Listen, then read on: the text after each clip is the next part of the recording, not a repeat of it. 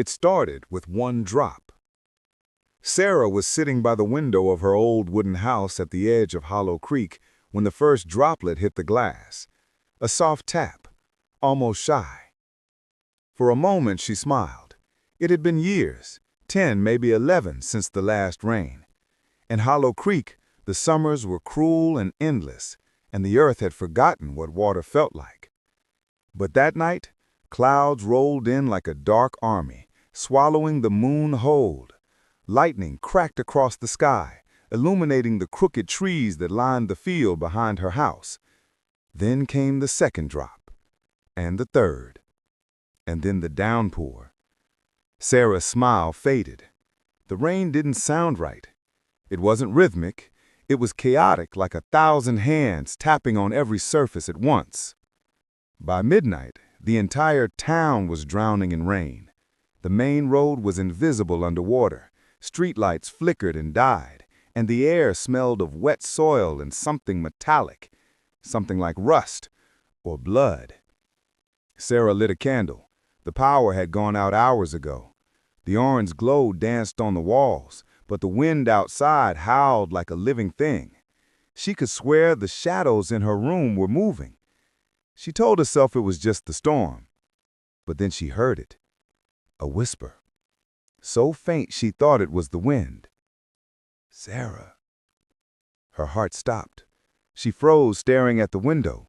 The rain slid down the glass in dark streaks, and between the patters she thought she saw a face, pale, wet, and smiling. Someone knocked at the door.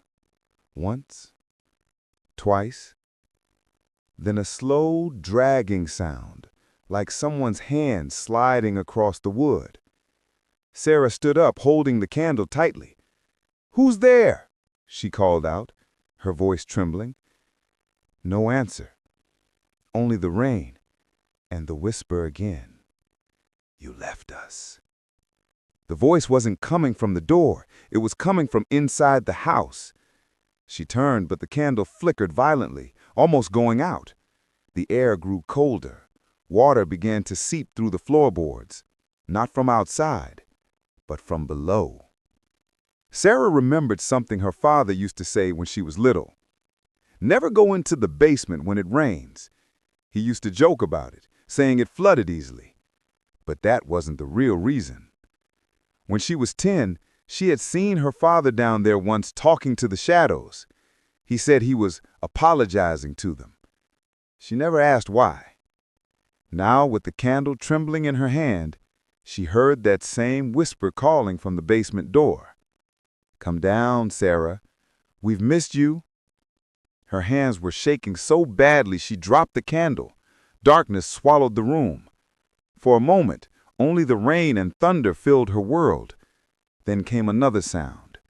Footsteps rising slowly from the basement stairs. By dawn, the storm hadn't stopped. The entire street was underwater. Houses looked like dark islands in a sea of gray.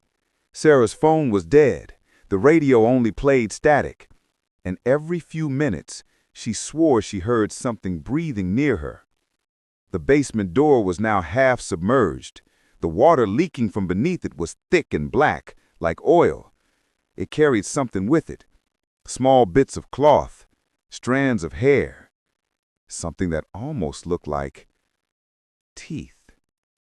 She wanted to leave, but when she tried opening the front door, it wouldn't budge. It felt like someone was pushing it from the other side. Then she looked out the window and saw them. Figures, standing in the rain. Dozens of them, motionless, watching her house. At first she thought they were people, neighbors maybe, trying to find shelter. But as lightning flashed, she saw their faces. Empty sockets where eyes should be. Skin that looked soaked and stretched like old leather. Their mouths hung open as if still screaming. And they were all smiling. Each time lightning flashed, they were closer. By the fourth flash, they were at her gate. By the fifth, at her porch. And by the sixth, they were gone, until she heard them again. inside. Sarah ran upstairs and locked herself in her father's old room. The smell of dust and rain filled the air. She clutched an old photograph from the drawer, her family standing outside the house during the last rainstorm, 11 years ago. That was the day her younger brother Eli disappeared. He had gone to play outside when the rain started. They never found his body. The police searched for days, but the rain washed everything away. Sarah remembered her father's last words before he went mad. The rain doesn't just take water from the earth, it takes souls. Now she understood. There was a mirror in the room, old and cracked. She caught her reflection in it, but something was wrong.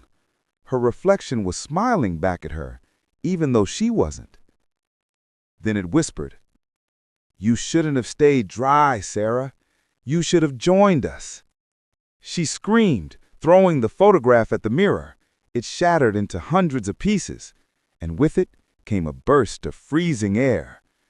The sound of footsteps echoed in the hall, wet, dragging footsteps, something heavy breathing. Sarah crawled to the corner, trembling. Her breath came out in white mist. Then she saw him. Through the window, lightning revealed the shape of a boy standing in the rain, barefoot, soaked, head tilted to the side. "Eli?" she whispered. He smiled, water dripping from his mouth. "It's cold down here, Sarah. Come play." She felt the floorboards under her feet start to soften, turning to mud. The walls wept with rainwater. The house groaned as though alive. And then from the basement below, a chorus of voices rose in unison. "When it rains, we come." The next morning, the storm finally stopped. The town awoke to silence. Roads were washed away, trees uprooted, dozens missing. Sarah's house was found empty. No signs of struggle, just muddy footprints leading from the basement to the bedroom window. And then, nothing. Locals said that the rainwater in Hollow Creek smelled strange that week, almost sweet. Some swore they saw faces in the puddles. And every year since, when it rains again, people say you can still hear a woman's voice in the wind, whispering through the storm.